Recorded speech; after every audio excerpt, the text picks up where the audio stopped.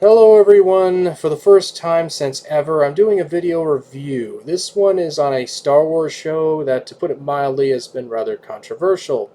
The show I'm referring to is The Acolyte. Before I begin, this video does contain spoilers, and please be civil, and don't falsely accuse people of being bigots for criticizing something in this.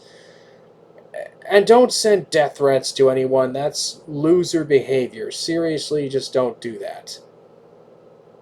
I've been a Star Wars fan for a long time. I'm too young to have seen the original trilogy in theaters, but I'm old enough to have watched the earlier VHS tapes of it and to have seen the prequel trilogy in theaters.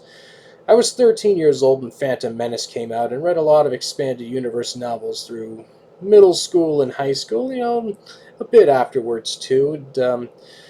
While I'm not one of those fans who reflexively hates everything Disney has done with Star Wars since the buyout, like the sequel trilogy, The Acolyte represents much of what has gone wrong with Star Wars since then. Now, like the sequel trilogy, it has some good ideas, but it's dragged down by bad writing. Really, really bad writing, plot holes, and some plot points that show a lack of care and respect for established lore. Also, like the sequel trilogy, there was an okay start, but started to go downhill very quickly. Now, unlike the sequel trilogy, though, instead of a linear downward plunge, it was more like a stock chart where the direction's mostly downward, with the occasional uptick.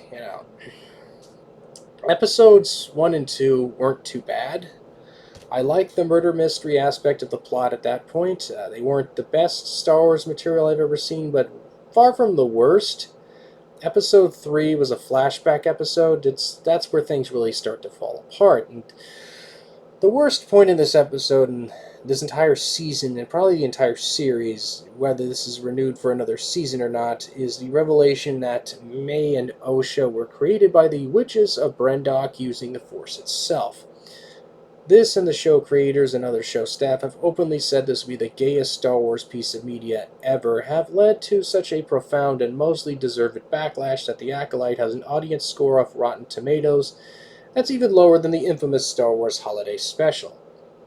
The reason why this plot point is so god-awful is both because it confirms the woke propaganda the show creators were spouting shortly before the series premiered and completely spits in the face of prior established lore which clearly says that using the Force to create life is impossible. Now, before anyone brings up Darth Sidious and Darth Plagueis, they tried to create life using midi-chlorians, and they are both considerably more powerful than these witches, yet the Force itself responded by creating Anakin as a screw you to them, so I guess you could argue they indirectly created Anakin, but it was the Force itself essentially responding to them by trying to, unbalance to balance back what they unbalanced essentially. So which is, an important distinction. But before you say, oh, that's Legends continuity, it's canonically confirmed that Anakin's Immaculate Conception was a product of the will of the Force itself, and an important part of the Chosen One prophecy. They even added salt to the wound by using the same line which Shmi said to Qui-Gon when he asked who Anakin's father was by saying, there is no father. It's Mother Anasei, I believe, who said that.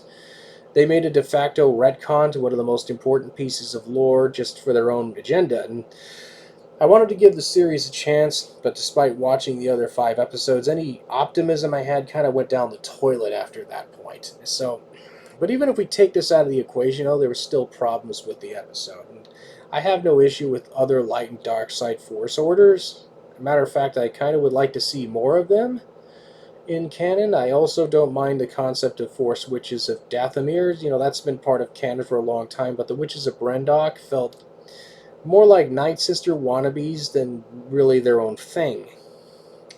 Which is a shame because, they had some potential, really, I think.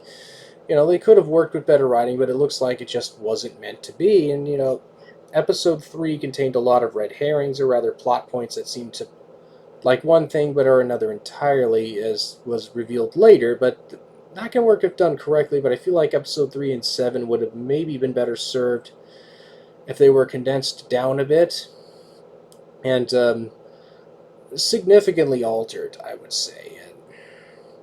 And of course, they dropped the whole lesbian Force witches creating children plot point, while still keeping the concept of Brendbach being a virgin in the Force as a plot point, as well as keeping the plot point of the twins being one consciousness split into two with maybe some tweaking. Now, instead of it being a result of trying to create life, perhaps it could be the result of using their magic to try and increase the midi-chlorian count of what was supposed to originally be one child. And we'll get to more on episode 7 in a bit, though. But, 4 and 5 go back into mystery mode. It's, switch the murdery mystery aspect of 1 and 2 into a mystery of who the masked dark side wielder, maybe Sith, maybe not, is. There was some speculation it might have been Darth Tenebrous, and concerning what happened in episode 3, I'm very grateful that it isn't.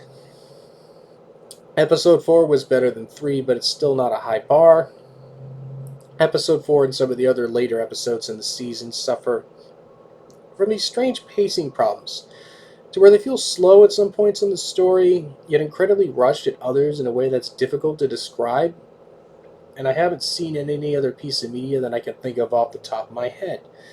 I mean, I've always tended to see typically one or the other, but this combination of both is just it's not really good. It really compounds the problem. But May's characterization really takes a massive nosedive at this point in the story due to the glaring inconsistencies. One minute she seemingly regrets her actions of murdering the Jedi Masters and tries to turn herself in and offer the Jedi info on her dark side master, yet does a 180 for reasons that aren't exactly clear to the audience.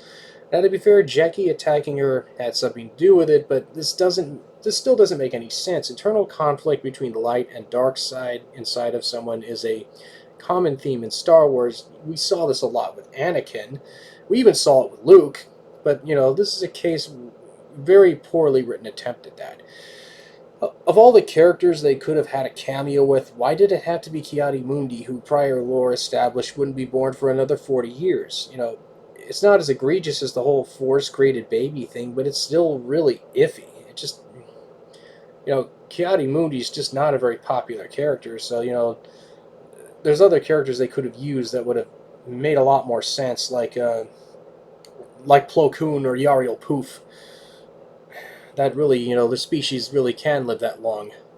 But May knocking out Osha and impersonating her to talk to Master Soul does make sense to me, so I would keep that, but write the internal conflict a little differently.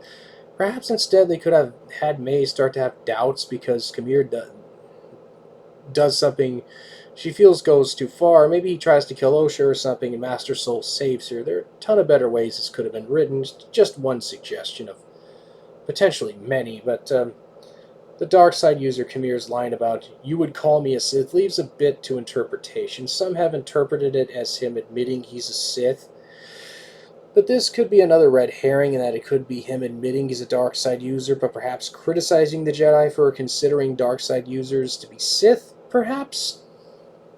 But then again, in Phantom Menace, they didn't really consider, Maul to be a dark side user at first. But I find it interesting that they played Kylo Ren's theme because, Kylo Ren was a dark side user. He was the leader of a non-Sith dark side force order called the Knights of Ren. There's contradictory evidence pointing to Kamir being a Sith, but there's also evidence pointing to him being a Knight of Ren. Which is fine. I don't know. Maybe if there's a season 2, we'll get an answer to this.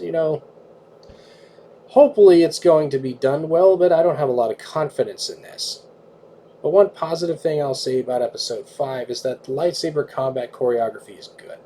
Having Cortosis armor is a neat concept, is part of the reason why he was able to kill so many Jedi at once. The fighting was pretty brutal. Kamir's fighting style is fitting for a dark side user. I don't like that Kilnaka was killed off screen, though. We did get to see him in action in Episode 7, which was pretty cool, but still. Now, Episode 6 was mostly Kamir trying to corrupt Osha and foreshadowed her fall to the dark side. Kamir says he was a Jedi once, but he was betrayed by his master, but doesn't say exactly how, which makes this a standing mystery. Episode 7, we find out how the witches were killed, and neither side comes out smelling like roses, but the Jedi kind of, they look bad. They're trying to make them look bad, even Master Soul, but when Mother Anastasia, formed a puff of smoke and tried to dematerialize herself, and May, I can kind of understand why Soul reacted the way he did, because her intentions weren't exactly very clear to him. You know, the Jedi not being perfect or misguided is a theme. It's been present in Star Wars media since the prequels, but you know, it's still the fact that the Jedi did they did try to portray the Jedi as evil rather than just misguided, as they were in prior canon. But Episode 8, Master Vernestra's actions are just outright villainous, as far as I'm concerned, though. I mean, the entire time these events occur, the Jedi Council are left in the dark. It's really only once this senator that's critical of the Jedi gets involved that we're left with this cliffhanger toward the end, where it shows Vernestra having a "we need to talk" moment with Master Yoda. It's, now Soul is killed. Many other Jedi are killed before this. Yet it's all Master Soul's fault, according to Master Vernestra's story that she sells to the Senate. It's nothing to see here. Move along. And I wanted to like the Acolyte, I really did, but this show is bad. On the plus side, again, it has good lightsaber duels, but when the plot and characterization are such a mess, and prior established canon lore are treated with such lack of care, they aren't really as meaningful. It essentially still is not worth watching. That it didn't make me care about Mayor Osha as much as it should have. To me, they're just not that interesting as characters, and the wooden acting didn't help. Most of the characters in the Acolyte just felt like they were there. They felt completely expendable.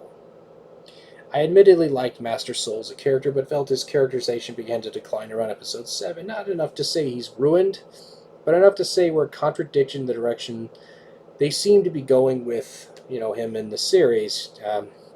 I think it's cool that the actor that played Master Soul learned English so he could take this role, so none of this is a commentary on him as an actor or as a person, as you can clearly see, his passion in that role. Unfortunately, I can't exactly recommend The Acolyte. I mean, I give the show a 4 out of 10 rating, but would honestly give it a 3 out of 10 if the lightsaber duels weren't as good as they were. And if you want a good Star Wars show, both the Clone Wars micro series and the CGI series are fantastic. The Mandalorian's also good. Rebels isn't as good as Clone Wars, but it's decent. The Ahsoka series has its flaws, with it feeling rushed at certain points, but is still, I think, worth watching. Even the Book of Boba Fett, which is kind of meh, is better than The Acolyte. I would give that one maybe a 5 out of 10. Now, I've heard some people compare this show to the Star Wars Holiday Special, and I kind of did earlier in the video, but to be fair, it's not that bad, but it's still bad. It's easily the worst piece of Star Wars media since the Rise of Skywalker. And if you like the show, I don't get it, but more power to you, though most of you are better off watching almost anything else Star Wars related, or just anything else in general. So, anyway, until next time, I'll see you in a bit.